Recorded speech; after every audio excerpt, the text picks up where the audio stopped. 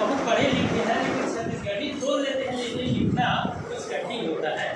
तो मेरे लिए मैं तो ये कहना चाहूँगा छत्तीसगढ़ी में जितना ज़्यादा बोल लेता हूँ उतना ही ज़्यादा लिख भी लेता हूँ। तो छत्तीसगढ़ी कहानी यहाँ मैं एक दो कहानी या जो कहानी याद में आ जाएगी तो उसे यहाँ प्रस्तुत करना चाहूँगा।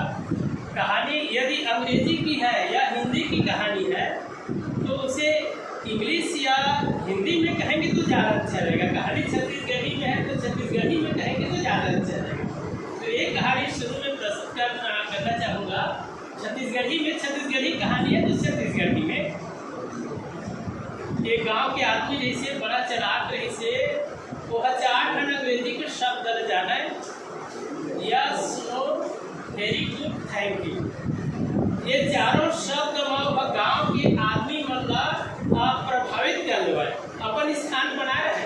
एक दिन वो यात्रा करना जिस ट्रेन में जात थी से तो एक साहब के अटैची कौन चुरा के लेगी तो अटैची देखती है अटैची देखे हैं तो कहना ही नहीं ओकरी तरह चल दी so yes no very good thank you. ये 4 अंग्रेजियों का अर्थ नहीं जाने यस माने का होते नो माने का होते पर अर्थ नहीं जाने लेकिन चारों शब्द हम गांव में रब जमा दे रहे। और अटैची वाला ऐस क्या आप अटैची देखे हैं चोरी हो गई यस यही मौका है कि इस अंग्रेजी बोले यस चाहिए दिखाओ कहाँ है तो नो। जब अटैची लगता है देखने से बताना मैं तो छापर लगा हूँ कहीं वेरी गुड कहीं और 4-5 छापर लगाई थी सुहा थैंक यू